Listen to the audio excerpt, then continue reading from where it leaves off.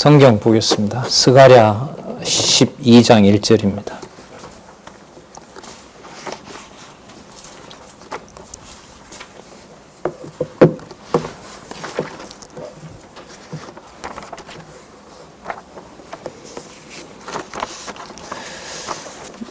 제가 읽겠습니다. 이스라엘에 관한 여호와의 말씀의 경고라.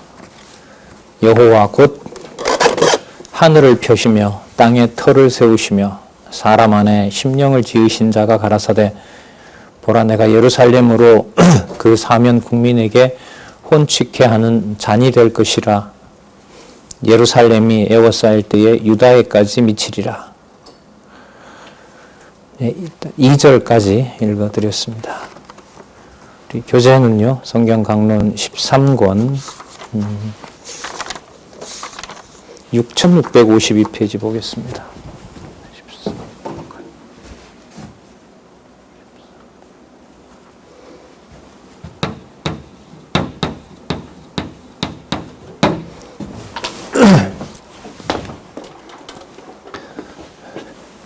예, 우리 바로 결론 좀 보도록 할까요? 지금 이 부분의 본문을 읽었죠. 스가랴 7장에서부터 14장까지 내용에 보면 말씀으로 성전을 회복하시겠다는 예언의 말씀을 하시죠.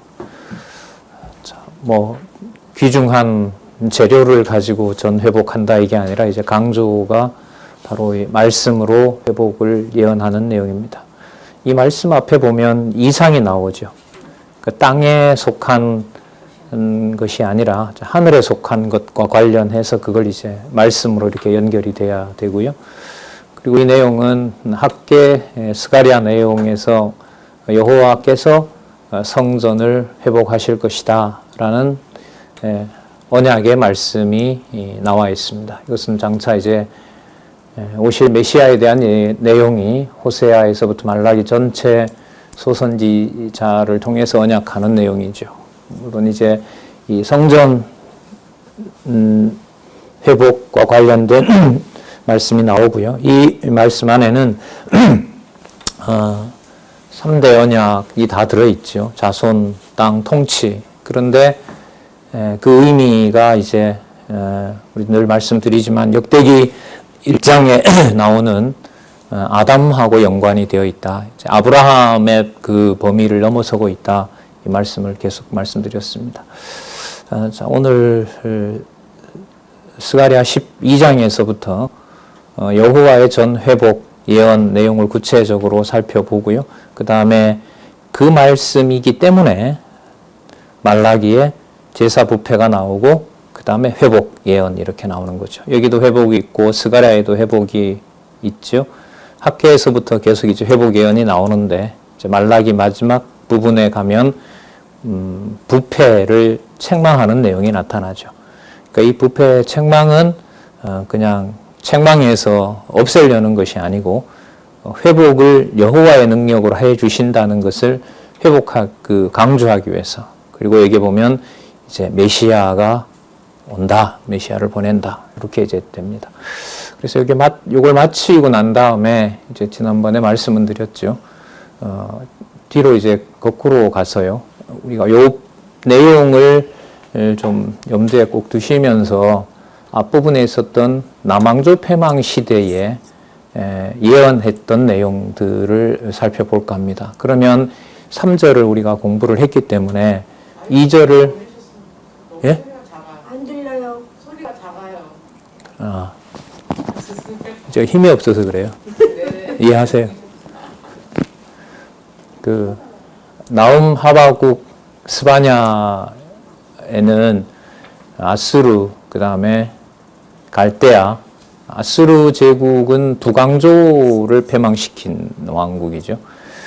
그리고 그 당시는 아수르가 아직 지배할 때입니다. 지배하는데 아수르가 없어진다는 얘기죠. 그 다음에 갈대아는 이제 막 쳐들어오고 있는데 갈대아가 사라진다는 거죠. 그러니까 우리가 말할 수 없는 내용들이에요, 이거는. 저렇게 걸어서 3일 길이라고 했잖아요.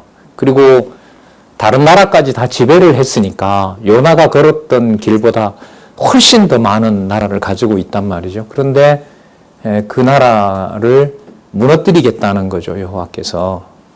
그리고 그 나라도 강한데 아직 조그만하게 보이는 그 아수르의 지배를 받고 있는 그 갈대아도 큰 나라가 되고 그 나라도 망하게 된다는 얘기인 겁니다. 자, 그리고 스바냐에 가면 이제 아수르든 갈대아든 그리고 남쪽 유다를 포함해서 전부 징계한다고 얘기를 하세요. 근데 이 징계가 이게 여기서 좀 의미가 있습니다. 어떤 의미가 있냐면 말 그대로 징계해서 다 죽인다는 내용이 아니고요. 멸망시킨다는 내용이 아니고 남쪽 유다에도 남은 자가 있을 뿐만 아니라 이방에도 회복될 자가 있다는 의미에서 징계이기 때문에 이 제목이 의미가 있습니다. 자, 그러니까 징계해서 악은 악대로 보수하지만 뭐 하신다? 회복하신다. 그러니 회복 속에는 아수르 갈대아뿐만 아니라 다른 이방 민족 가운데서도 자손에 해당되는 자가 있다는 의미에서 남왕조 폐망 시대 예언을 꼭 기억을 하셔야 됩니다. 자, 그러면 그 백성의 범위가 달라졌고 그 다음에 그 백성이 어디에 있다 하더라도 거기에는 남은 자가 있다는 거죠. 그럼 남아있는 그곳에서 누구를 부르냐 하면 여호와를 부르게 됩니다. 그럼 그 여호와를 부르게 하는 방법이 뭐냐 하면 예루살렘에만 여호와 이름을 두면 안 되겠죠. 그리고 그런 예루살렘은 땅에 존재하는 그런 그 땅에 있는 그 솔로몬이 재료를 가지고 지었던 그런 성전이 아니라는 의미입니다. 그래서 이 두 가지가 어디에 나타나냐면 학개, 스가랴, 말라기에 나타나는데 학개와 스가랴는 그 수신자는 좀 다르지만 상황은 똑같아요. 521년경부터 519년까지 이제 예언이니까. 그런데 학개의 그 내용은 실제로 그 땅에서 이루어지는 성전 중건을 얘기합니다. 근데 그것만 보면 성전 중건을 그냥 땅에서 바벨론이 멸망시켰기 때문에 곤란한 중에서도 이제 잘 지어진다 이런 걸로 이해할 수 있는데 스가랴로 가면 거기에 공사의 주관을 하는 스룹바벨이나 그리고 대제사장 여호수아, 유다 총독 스룹바벨과 대제사장 여호수아의 일이 스가랴에 가면 어디에 속한 일로 소개를 합니까? 하늘에 속한 일로 소개를 합니다. 이게 상당한 이제 그 신약으로 넘어가는 그 예수님을 그리스도로 이해하는 데 있어서 결정적인 단서가 전 된다고 봐요. 교회를 이해할 때도 마찬가지고요. 그러니까 이 땅에 속해 있다는 것으로 그 전부 평가를 할 수가 없다는 거죠. 그러니까 공사도 하고 있지 못하는 스룹바벨이나 유다 총독이나 그 공사가 진행된 성전 공사 때문에 돌아왔다고 하는 여호수아도 15, 16년 동안 별 게 없었어요. 할 수가 없었어요. 그러면 총독이나 제사장이나 자기 이름의 의미가 있을까요? 없을까요? 그게 우리가 보는 스룹바벨과 여호수아예요. 그게 우리가 보는, 맞죠? 십몇 년 동안 못한 거죠. 총독이 자기 역할도 못하고 있는 거고 그 대제사장도 못하고 있는 거예요. 그런데 이상 중에 끌어올려서 이상 중에 스가랴에게 말씀을 깨닫게 하시는 내용에 보면 스룹바벨과 그 여호수아는 하나님의 성전을 관리하는 순금으로 도금이 된 그렇게 순전한 하나님의 총독이고 또한 제사장이었다는 거죠. 그러니까 교회를 하나님의 나라겠죠. 장차 그리스도가 오셔서 이제 보여주실 그 나라의 아주 중요한 힌트가 학개와 스가랴라고 보시면 돼요. 이건 반드시 붙어야 돼요. 그러니까 70년 포로 생활에서 돌아와서 반드시 성전이 뭐 한다? 선다. 그런데 그 성전은 솔로몬에게 지었던 성전이 아니라 이 땅에 짓긴 짓는데 그리스도가 오셔서 짓긴 짓는데 어디에 속한 것이다? 하늘에 속한 것이다라는 것이 학개와 스가랴의 이 연결입니다. 그러면 그 말라기에 말하는 회복은 물론 이건 성전이란 말이죠. 그럼 그 성전은 학개와 스가랴 내용을 바탕으로 하면 이 땅에 지어진다는 것이겠어요? 아니겠어요? 아닌 거죠. 이 땅에 지어져도 예수께서는 분명히 이 땅에 오시니까요. 이 땅에 오시지만은 그 본질은 어디에 속해요? 하늘에 있는 거죠. 여기에 이제 또한 인간의 고민이 있는 겁니다. 수십 년 공부하고 말씀에 확신이 서고 이렇게 수많은 말로 여러분들에게 전달하고 해도 어떤 한 사안을 들었을 때는 온갖 것들이 순간에 다 무너지거든요. 그 땅에 있는 일에 매몰이 되는 거죠. 이렇게 배워서 뭐 하냐부터 시작해서 이 정도면 되지 않았냐 싶은데도 그냥 다 하나님께서 갈아엎어 놓는단 말이죠. 그리고 거기서 이제 더 붙잡아 주지 않으면 사람과 환경 탓을 하게 되고요. 말이죠와 반성이지 자책을 하는 거죠. 자책은 하나님 앞에서 그 하나님에게 탓을 돌리는 다른 모습이거든요. 그 내 마음대로 안 된다는 거잖아요. 자책이라는 게. 자, 그럼 앞으로 이제 메시아가 오셔서 회복할 그 성전은 땅에 두지만 관리를 하지 않으면 그야말로 땅에 그냥 묻히게 된다.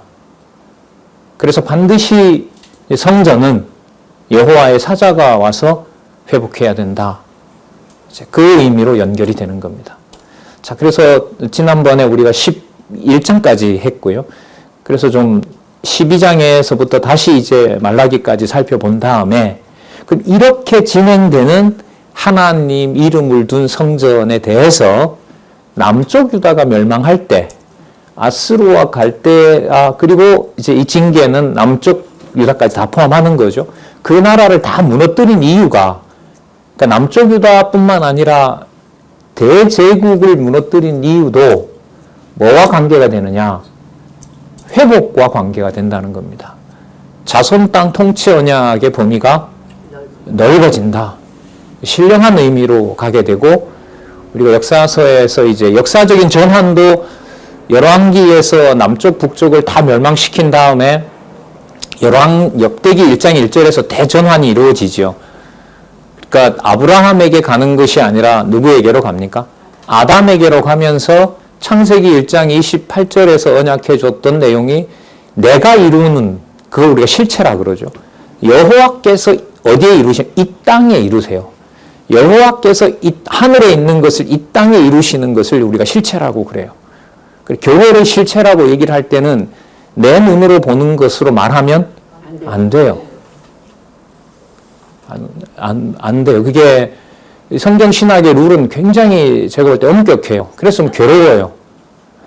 이렇게 말하면서 정리하고 뭐 하고 해도 그래서 그 연세가 좀 드셨던 우리 선배 한 분을 만났는데도 너무 이제 삶이 힘드니까 이렇게 배워도 뭐가 이렇게 안 되는 것처럼 그분 한 30년 넘게 공부하셨거든요. 그분이 그러면 공부를 잘못해서 그렇냐? 그게 아니란 말이죠. 그게 아니에요. 그러면 땅에 있는 일 때문에 그 속상하고 살도 빠지고 먹는 것도 먹는 것으로 느껴지지 않고 그래서 육신이 무너진다 하더라도 그러면 그 들었던 말씀이 다 소용이 없느냐? 아닌 거죠. 그 말씀의 그 속성은 땅에 속한 것이 아닌 거예요. 그리스도가 오시고 약속하신 성령이 이 땅에 오셨기 때문에 또 그 성령께서 내주하신다고 했잖아요. 그 모든 과정들의 시작이 남쪽 유다의 패망 시대와 함께 시작이 된다는 거예요. 그래서 나훔, 하박국, 스바냐가 이 땅에 있는 유다 왕국을 없애고 그리고 이 땅에 있는 제사도 없애고 내가 보낼 사자가 와서 이 땅에 성취할 실체는 어디에 속한다고요? 하늘에 속하고 무엇으로 지어진다? 말씀으로 지어진다라는 것이 나와야 되기 때문에 성전 얘기와 관련해서 앞부분에 나타났던 갈대아가 또 아수르 갈대아 제국을 원수를 갚는다는 거예요. 그러니까 여호와께서 보수하시는 이유가, 여기 보수가 다 공통점이잖아요. 보수하시는 이유가 원수를 갚기 위한 것이다라고 나움, 하박국, 스바냐의 결론을 내리면 완전히 틀린 거예요. 나움, 하박국, 스바냐는 반드시 학개, 스가랴, 말라기를 염두에 두고 이걸 봐야 된다는 거예요. 그래서 이걸 보고 반드시 그렇다면 제2절 앞에 있는 무엇도, 제1절도, 북왕조 패망시대 예언도 같은 의미일까요? 다른 의미일까요? 같은 의미인 거죠. 그래서 가깝게 공부했던 걸 먼저 보고요. 그 의미가 결론으로 나와 있기 때문에 그럼 그 앞의 내용이 어떤 것이어야 되는지를 여러분들에게 공부 방법론을 알려주는 거예요. 예를 들면 창세기부터 에스더서까지를 했잖아요. 그러면 다시 창세기로 가서 공부하는 방법도 괜찮아요. 하지만 또 다른 방법은 뭐냐면 근래에 많이 보고 가깝게 기억 속에 가까이 있는 것부터 또 한 번 정리하는 것이 유리할 때가 있습니다. 그렇게 하면서 결론 부분을 더 다지면서 어디로 가요? 다시 또 앞으로 갈 수도 있고 그리고 저기 앞에서부터 올 수도 있고 뭐든 상관은 없어요. 그래서 현재 공부했던 부분들에 대한 부분이 특히 또 이제 그 성경의 마지막, 구약 성경의 마지막 그 예언 언약이기 때문에 그 부분을 이렇게 좀 살펴보고 있고요. 이 스가랴서 내용이 14장까지 비교적 긴 내용이 학개서와 비교하면 뭐 몇 배나 되잖아요. 학개는 몇 장까지죠? 2장밖에 없어요. 그러니까 현상 세계에 있는 것은 짧아요. 그냥 내가 그 속에 뭐 한다 그랬죠? 내가 속에 그 열망을 줘서 흥분시켜서 내가 성전을 반드시 그 짓게 할 것이다. 그런데 스가랴에 가니까 그게 어디에 있는 거예요? 이게 다 하늘에 있는 거예요. 뭘로 지어요? 말씀으로 지어요. 말씀으로 지어요. 여러분 칼과 창이 사라진다는 것이 아니라요. 정확하게 말씀을 드리면 칼과 창 앞에서도 칼과 창보다 더 강한 것이 바로 뭐다? 말씀이라는 것을 깨닫게 한다는 거예요. 그러니까 소중한 게 뭐가 되는 거죠? 말과 무슨 전차와 군대와 칼과 창과 그게 아니라는 거예요. 그런 나라를 짓지 않겠다는 거예요. 그 여호와의 이름을 두는 방식을 완전히 바꿔버리는 거죠. 그게 바로 뭐냐면 우리가 이 땅에 이루어지는 실체인 겁니다. 이 땅에서 이루어지는. 그래서 에덴 동산 다음에 나중에 이제 에덴 동산이 상실했으니까 나중에 천년왕국에 가서 이제 그게 이루어질 거죠. 그리고 새하늘과 새 땅은 실체보다는 차원이 높은 영원한, 그것 역시도 피조물이죠. 하나님은 창조주는 한 분밖에 안 계시니까 아무리 드러나는 게 영광스럽더라도 그게 뭘 대체할 수는 없어요. 여호와 자체로 대체할 수는 없는 거죠. 그러니까 계시다라고 얘기를 할 때는요, 이게 근본적으로 그 인간적으로 좀 표현을 하면 겸손할 수밖에 없어요. 그 계시는 아무리 계시를 깨달았다 하더라도 누구 자체와 바꿀 수는 없기 때문에 하나님 자신과는 바꿀 수가 없어요. 그래서 우리가 계시 이러는 것을 우리 쪽에 맞추어서 보여줄 수 없는 걸 많이 보여줬다. 그건 맞아요. 하지만 보여준 걸 가지고 내가 알고 있는 걸 가지고 그게 누구다? 여호와다라고 내가 등치시키면 안 되는 거예요. 물론 이 태도도 누가 잡아줘야 돼요? 여호와께서 잡아주셔야죠. 그래서 의미분석 성경 개론의 서론에 나와 있는 대로 피조물의 자리는 무지하고 무능한 자리예요. 누구의 눈으로 돌려놔야 돼요? 죄인의 눈으로 돌려놔야 되는 거죠. 예. 그래서 성경신학은 지식주의를 추구하는 게 아닙니다. 저는 그렇게 생각합니다. 예. 많은 정보를 정리하고 하나로 이렇게 여러분들에게 제가 이렇게 정리랍시고 해드리는 것도 뭔가 정보가 저한테 좀 더 있기 때문에 그러는 거 아니겠어요? 그러면 그 정보가 있다는 게 여러분 제 신앙의 수준을 평가하는 기준이 될까요? 안 돼요. 안 돼요. 안 됩니다. 못합니다. 정보 때문에는 못해요. 그게 최소한의 조건은 돼요. 그래서 모르는 거는 당신이나 나나 마찬가지 아니냐? 글쎄요. 인간 편에서는 내세우지 않겠어. 그렇죠라고 대답하려는지는 몰라도 그렇게 말하는 사람이 성경에 대한 내용 없이 그렇게 말한다면 그 사람은 그 말을 함과 동시에 본인은 마이너스가 많아요. 배우게 하되 여호와께서 배우게 하신다는 내용을 우리는 스가랴를 통해서 살펴볼 수가 있습니다. 그래서 전체적으로 한마디만 더 드리면은 선지서의 주제가 양분된다 그랬죠. 그러니까 그림자를 끝내고 땅에서 보여주지만 땅에서 보여주는 모든 것을 주관하는 분이 누구다? 여호와다. 이게 실체거든요.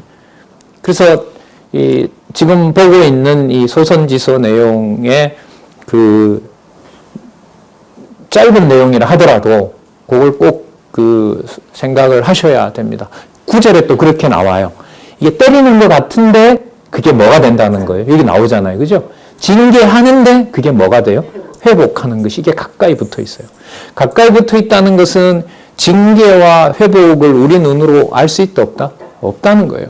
그 실체는 여호와께서 보내신 예수께서 아버지로부터 보내신 성령으로만 가능합니다.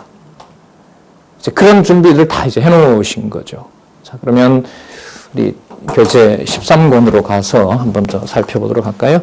6652페이지에 보시면 심판에 의한 회복 예언이 나타납니다. 지금 상태는 남쪽 유다가 돌아올 때 북쪽 이스라엘도 사실 같이 돌아온 족속들이 있습니다. 그리고 이방에서도 돌아와서 이방인 중에서도 성전 공사에 참여하는 자들이 있습니다. 그게 에스라 느헤미야에 보면 나오죠. 그 에스라 느헤미야는 철저하게 70년 포로 후에 이 땅에서 이루어지는 약속대로 이루어지는 그야말로 모형의 마지막이라고 보시면 돼요. 그러니까 70년 포로 후에 와서 성전과 성곽을 모두 짓잖아요. 그 약속대로 짓는 거 아닙니까? 그리고 거기에 그 백성들의 누가 들어와 있냐면 이방인이 이미 들어와 있고요. 종들도 들어와 있고, 그리고 에스더서에 가면 여호와의 이름을 예루살렘에서만 부르는 것이 아니라 어디에서? 세계 곳곳에도 부르게 된다는 내용이 거기 나온단 말이죠. 그러니까 나라의 백성과 백성들이 섬기는 여호와의 장소가 유대에 한정이 된다, 안 된다? 안 되고 아담으로부터 시작한 내용처럼 그러니까 역대기 1장 1절의 아담과 에스더서 내용은 반드시 연결이 돼야 됩니다. 그런 내용을 전 글쎄요, 요즘 좀 책을 보고 있는데 아직 못 봤어요. 그 말씀 드리는 이유는 제가 공부했다는 걸 과시하려는 게 아니고요. 절대로 그런 건 아니고요. 하나로 간다는 거죠, 성경이. 그러니까 제발 본문을 좀 보시라는 거죠. 그래서 어느 지방에 가서 말씀드렸는데 성도님들의 말씀하시는 게 성경 전체를 보고 대화를 해보면 알잖아요. 전체적으로 누구든 소개할 수 있을 기미가 보이면 저는 강의를 끝내겠습니다. 그랬어요. 화요일도 마찬가지입니다. 저는 끝낼 겁니다. 나중에 하나님이 이렇게 모아주셔서 저분이 1시간 해도 되겠다, 충분하겠다라는 생각이, 물론 이제 같이 얘기를 하겠지만은요. 그래서 이 강단을 혼자 점유하는 일이 좀 안 생겼으면 좋겠어요. 모르겠습니다. 그것도 이제 제 바람인 건데 어떤 방식인지 모르겠지만 분명한 것은 더 물릴 시간이나 여건이 아니다라는 말씀을 드리려고 하는 겁니다. 예. 성경 본문들 요즘 보시면서 구조를 전체 본문의 중요한 개념들을 바탕으로 이렇게 구성을 할 때 진짜 온몸이 이렇게 전율이 오더라고요. 그래서 어떤 분이 성경을 보는 태도가 바뀌었습니다. 그분 연세가 80이 넘으시거든요. 과거에 목회자이시기도 했고 했는데 60평생 했는데 성경 보는 태도가 요즘 바뀌었습니다. 이렇게 하시더라고요. 그거는 무슨 문제가 아니에요. 내용 문제가 아닙니다. 하지만 내용을 전체적으로 보는 것하고도 관계가 있을까요? 없을까요? 있는 거예요. 그렇다고 해서 여러분들 그게 모든 어떤 지식의 주관자의 어떤 판단력이 나한테 있다, 이렇게 말할 수는 없는 겁니다. 조용하면서도 사태는 바깥에서 적들이 성전을 못 짓게 하고 있지만 말씀을 듣는 자가 함께 하도록 하시는 교회는 그야말로 혼란 중에 여러분 그 안정이고 그야말로 정인 거죠. 정중동이라고 그러나요? 조용한 것 가운데서도 말씀의 능력이 운동하는 그런 방식이었으면 좋겠다 싶고, 요즘 나이를 이렇게 넘어서서 그렇게 이제 공부하시는 모습들을 보니까 가장 성경신학에서 성경 본문의 바탕을 둔 여호와 계시, 그리고 성경 권위를 스스로 확증해 가는 일들이 너무나 귀하게 보인다는 말씀을 잠시 말씀을 드리고요. 또 한번 보도록 할까요? 심판에 의한 회복 예언 볼까요? 11장 1절에서부터 17절에 보시면 멸망의 선언 및 목자들과 한 목자에 대한 심판을 예언하는 내용이 나타납니다. 여러분 11장에서부터 12장 앞부분에 보면 이제 9장과 10장에서 보수에 대한 내용이 나왔었거든요. 보수하신다고 했기 때문에 지금 무슨 내용이 나오냐 하면 심판하신다는 게 나와요. 그리고 그 심판은 뭐로 가는 거죠? 멸망이 아니라 회복으로 가는 거예요. 그러니까 소선지서의 구조를 이렇게 큰 틀로 때리고 싸매는 것과 같은 방식으로 그림자와 실체로 정리해 놓은 것은 매우 탁월한 진짜 이 성경 신학의 엄청난 결론이라고 할 수가 있습니다. 예. 그걸 이제 말로만 여러분들에게 강조를 드리는 것이 아니라 여러분들이 시간을 아끼시고 또 건강이 허락되는 한 그 말씀을 같이 확인해 가는 일에 더 몰두했으면 좋겠다, 이런 생각에서 이제 정리를 합시고 이렇게 여러분들한테 또 한번 모아보는 겁니다. 자, 그럼 한번 볼까요? 11장 1절에 보면 레바논아 내 문을 열고 불이 내 백향목을 사르게 하라. 이 레바논은 그 이스라엘에 대한 상징이죠. 북쪽 이스라엘이 지배하던 땅에 이제 이 레바논이라는 말이 흰산이라는 거죠. 늘 만년설로 덮여 있고 거기에 있는 그 잣나무와 전나무로 향기 나는 성전의 그 기둥으로 썼던 곳 아닙니까? 그러니까 북이스라엘의 영광스러움이라고 보면 되겠죠. 그러니까 다 돌아와서 이제 남쪽 유다를 중심으로 어떻게 보면 분국은 됐지만 그 회복된 그 이스라엘이라는 나라도 뭐 한다는 거예요? 다시 쓸어버린다는 내용입니다. 쓸어버린다는 내용을 여기서 하고 있습니다. 그러니까 아수르한테 지배당해서 다 흩어지고 혼혈도 돼버렸는데 누가 와서 또 지배한다는 거죠. 바벨론에 의해서 지배를 당했고 또다시 누가 와요? 헬라 제국이 와서 또 지배한다는 거예요. 그럼 그게 선지서 내용은, 지금 보고 있는 내용은 징계하기 위한 것이, 멸망시키기 위한 것이 아니라 징계해서 뭐 하기 위한, 회복한. 그 회복은 땅에 두지만 땅에 속한 것이 아니다. 그래서 지금 짓게 하는 성전의 영광이 이전의 영광보다가 뭐하다? 더 크다. 더 크다. 그 눈에 보이는 현상 얘기가 아닌 거죠. 그 교회를 보는 기준인 거예요. 교회를 보는 기준이 바로 이제 여기에 있는 거죠.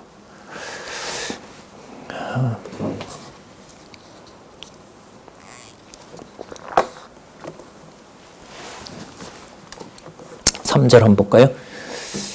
목자의 곡하는 소리가 나며 그 영화로운 것이 회멸되었다. 3절 끝에 보면 요단의 좌랑이 황무하였다. 예. 자, 4절에 보면 여호와 하나님이, 그러면요, 황무했으면 그 황무한 땅을 잘 관리를 해야 돼요? 관리를 하지 말아야 돼요? 하나님이 황무하게 했으니까 관리를 할 필요가 있어요, 없어요? 아니, 아무리 경작을 해도 황무할 게 뻔한데 그 땅을 경작을 해야 돼요, 안 해야 돼요? 그래도 해요? 하나님께서 다 황무하도록 해놨는데도 내가 가서 경작을 해야 된다는 거예요? 그런 의미예요, 여기가. 날 보시지 말고 성경을 보세요. 그런 의미라고요, 이게. 자, 어린 사자의 부르짖는 소리가 나며 요단의 자랑이 황무하였습니다. 자, 그런데 여호와 나의 하나님이 가라사대, 여기 보세요. 너희 무슨 양떼를 먹이라고요? 이른바 이런 걸 보고 뭐라 그러죠? 헛수고라 그러죠. 하긴 했는데 건물을 지었는데 뭐가 이미 정해져 있어요? 건물이 무너질 날이 정해져 있어요. 그러면 누가 보더라도 건물을 공사를 중단하지 안전진단을 하고 지으라고 하는 사람은 아무도 없을 거예요. 그런데 하나님은 무너질 거고 다 잡혀갈 거지만 뭐 해라? 관리하라고 해요. 그러니까 누구 생각하고 다르죠? 예, 다른 거예요, 이게. 그러니까 선지자들을 이사야부터 부르는데 그 선지자들의 특징이 바로 뭐냐 하면 하나님께서 깨닫게 하는 그 특징이 뭐냐 하면 자신들의 생각과 판단과 기준으로 여호와 하나님의 하시는 일과 앞으로 할 일을 이해할 수 있다 없다? 없다. 이사야부터 말라기까지 하나도 그렇게 제대로 이해를 할 수가 없는 거예요. 그 나중에 여기 하바국 가면은요, 이게 갈대아에 대한 보수인데, 이 하바국이 이게 찬양하는 분이거든요. 이 선지자가 그 시기옷에 뭐 맞춘다 이런 말이 여기 보면 많이 나와요. 그러니까 이 하바국은 거의 기도를 하죠. 간구하는 내용들이 나타난다는 겁니다. 그러니까 그 말은 알려는 주는데 내용들을 받아낼 수가 없다는 얘기인 거죠. 예. 그럼 여러분, 사람의 생각과 이렇게 먼 하나님의 뜻을 깨닫는 선지자는 누가 만들어줘야만 될까요? 여호와의 사자가 오셔야 돼요. 말라기 3장에 있는 대로. 그래서 그분이 메시아의 이름으로 마태복음에 보면 이제 삼직, 선지자직을 가지고 이 땅에 오는 바로 메시아의 등장으로 연결이 되는 겁니다. 자, 그래서 우리가 소선지서 내용을 풍부하게 담으시고 마태복음부터 나오는 메시아의 직임을 보시면은 아마 한 구절 한 구절 우리가 아마 버릴 게 거의 없어질 거예요. 그러면 스스로 뭐가 되는 거죠? 성경이 통일성을 내가 확인하는 겁니다. 그리고 의미를 이렇게 강문집에 메모하고 또한 주석하고 한 내용들을 여러분들에게 이제 알려드리는 거고요. 그래서 그냥 말로만 한 권의 통일성이다라는 것이 아니라 그 개념이 나올 때, 또 문장이 나올 때 그게 여호와의 계시 중심으로 그때 그렇게 예고했던 실체가 이제 이루어지는 거구나. 그걸 신약에 가서 확인하시고 그래요. 그 정도가 되면은요. 성경을 보는데 제가 볼 때는 탄력이 붙을 거예요. 엄두가 나지 않는 부분이 없으니까 이제는. 근데 바로 언약 성취만 가지고는 성경을 편다고 그렇게 이렇게 읽히지가 않거든요. 예. 그 일환으로 여러분들한테 이제 말씀을 드리는 건데요. 자, 잡힐 양떼지만 먹이라고 그러죠. 그리고 5절에 보면은 그 양을 잡아가는 자들도 빈정거려요. 야, 너네들 잡혀가기로 되어 있기 때문에 내가 너네들을 잡아가서 돈 번다고 해도 이거 다 하나님 의를 이룬다. 그 말 맞아요? 안 맞아요? 여호와가 잡혀간다 그랬죠.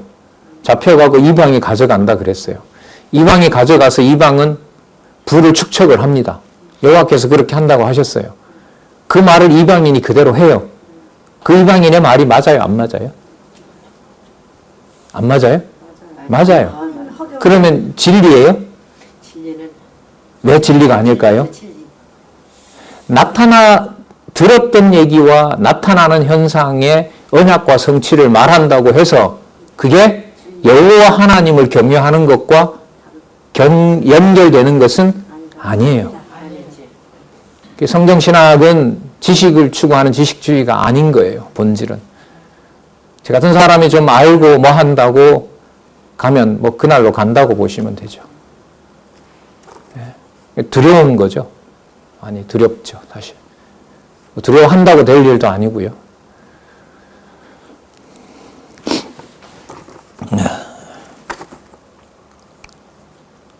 몇 절이죠? 성경도 잘 눈에 안 들어오네. 6절 한번 볼까요? 여호와가 말하노라.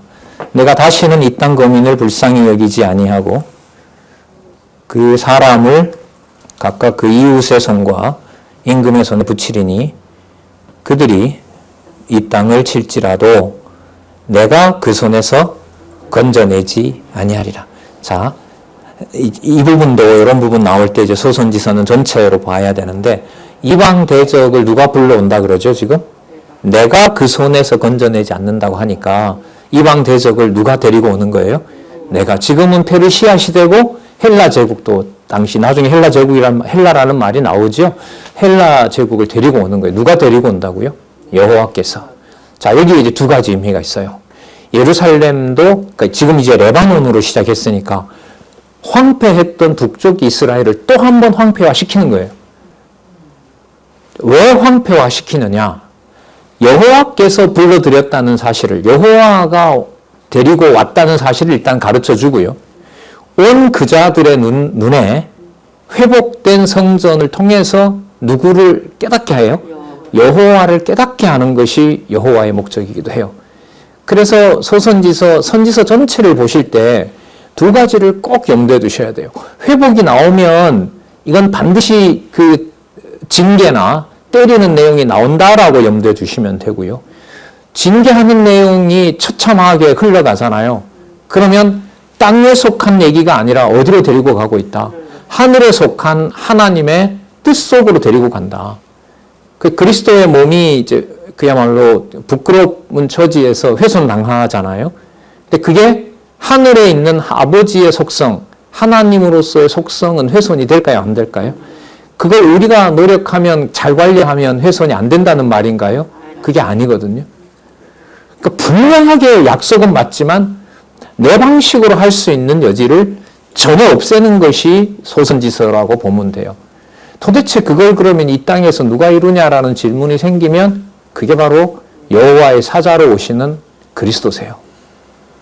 그리고 그분이 그렇게 약속했던 대로 이 땅에 살면서 하늘에 속한 것을 보여주는 바로 영적인 실체가 진리의 말씀으로 소통하는 교회입니다.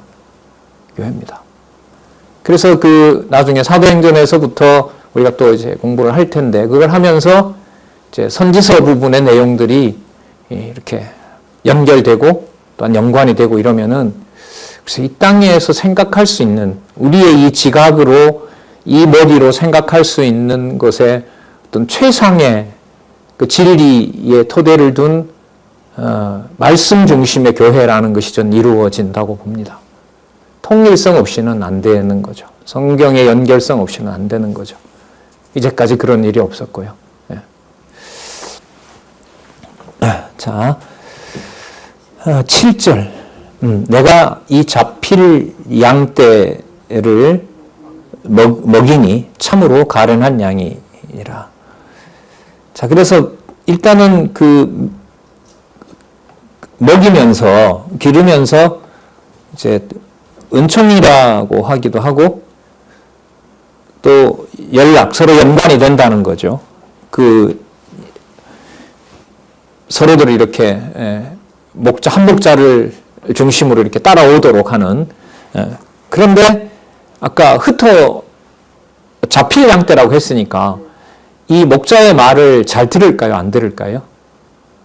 앞으로 흩어져야 되니까 잘 듣게 할까요? 안 듣게 할까요? 잘 안 들어요. 그래서 거기에 보면 그 한 달 동안의 8절에 내가 몇 명을 끊어버려요. 목자 셋을 끊어버려요.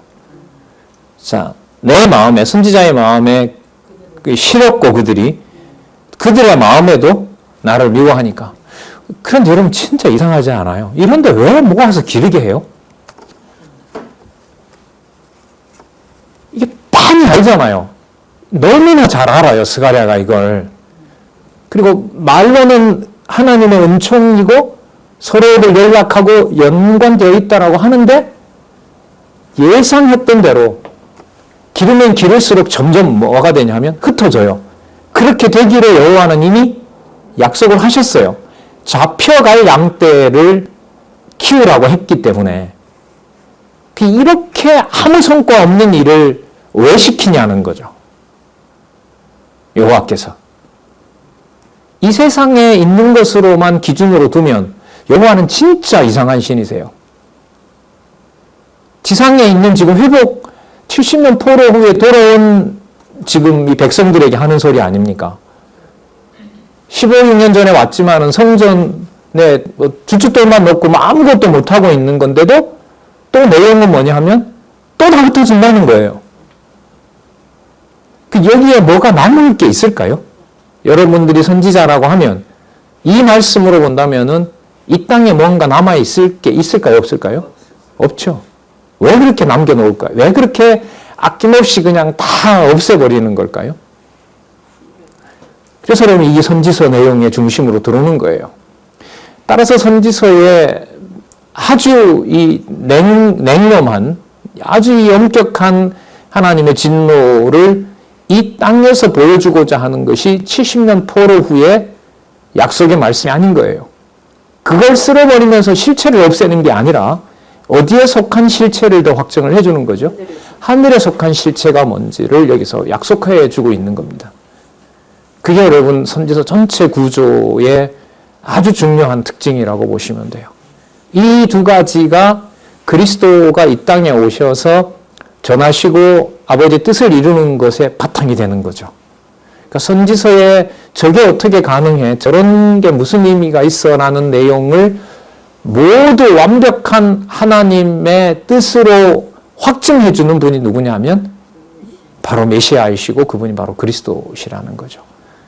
그분이 교회의 머리가 되셔서 보혜사 성령이 진리의 말씀으로 이끌어가고 있는 바로 그 신령한 소통의 연합체가 여러분 교회다 이렇게 보시면 됩니다. 네. 자, 좀 더 볼까요? 9절에 보면 참 무서운 말씀이죠.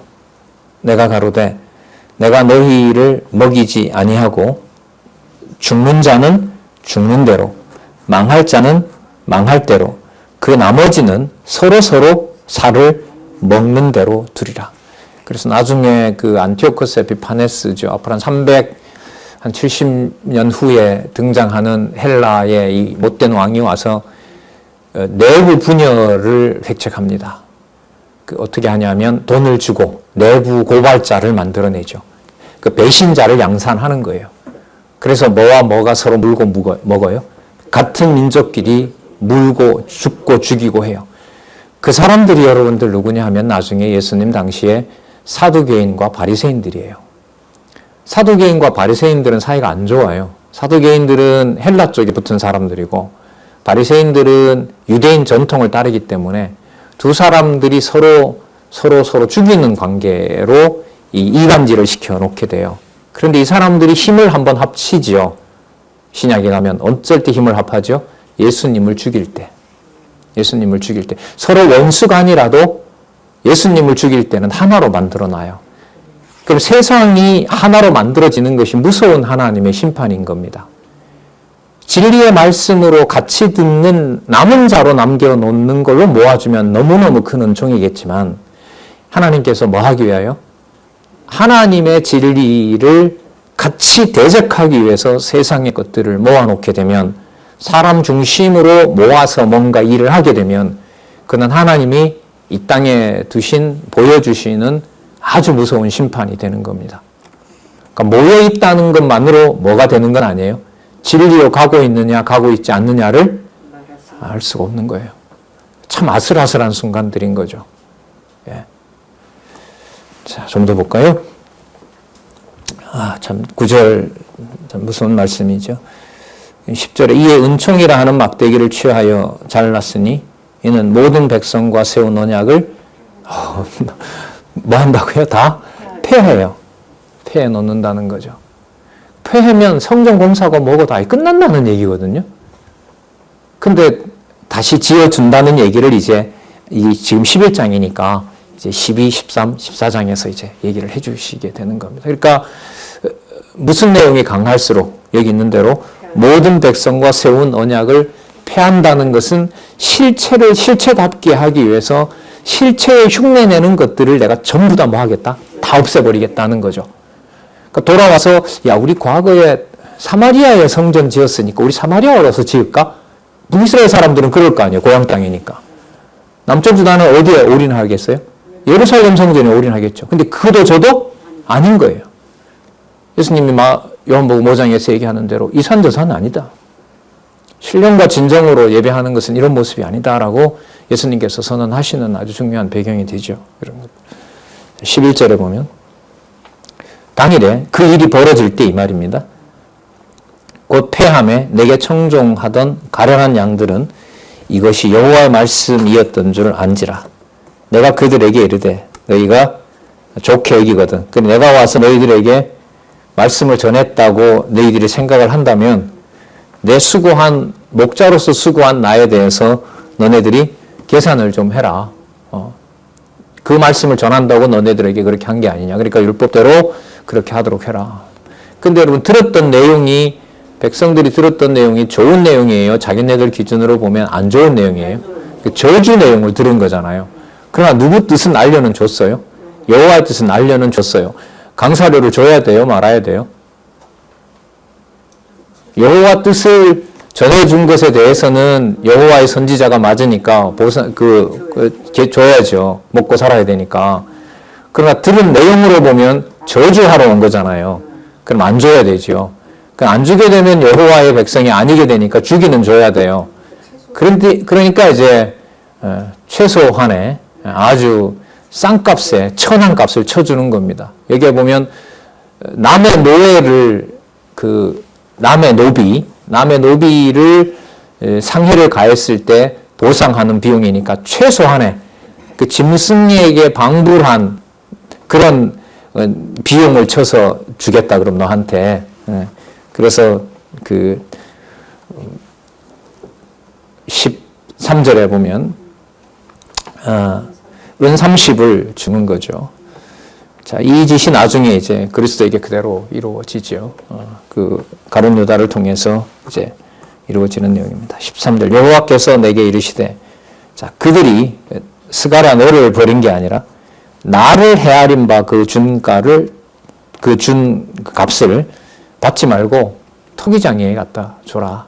내가 받을 돈이 아니다. 그러니까 여호와를 얼마에 계산한 거예요?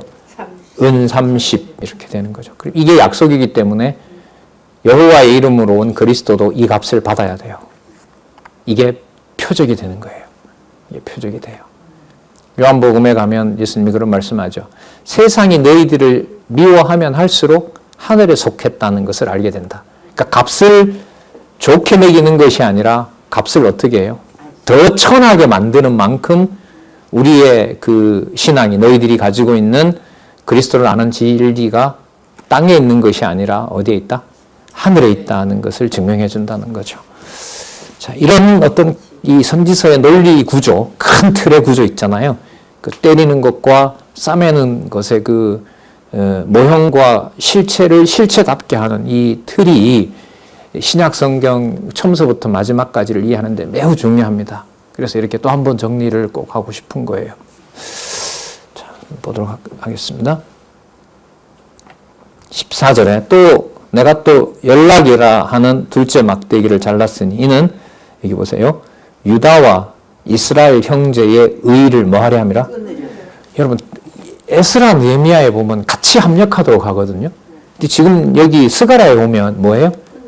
유다와 이스라엘의 관계를 데려왔지만 끊어버려요, 여기서. 그럼 앞으로 이걸 안티오코스 에피파네스가 와서 그 알렉산더라는 대왕이 왔을 때는 서로들 하나가 되면서 잘 섬겨요. 그 지배를 하니까 알렉산더가 이렇게 유대의 자치를 허락해 주거든요, 역사적으로 보면.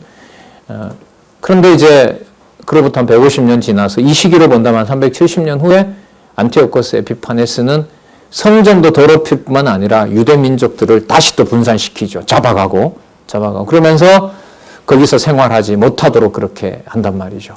자, 그러면서 이제 유다 레위 지파죠. 마카비 가문이 한 100여 년 동안 정복을 해서 다시 또 통치하는 것 같지만 그 메시아는 아니란 말이죠.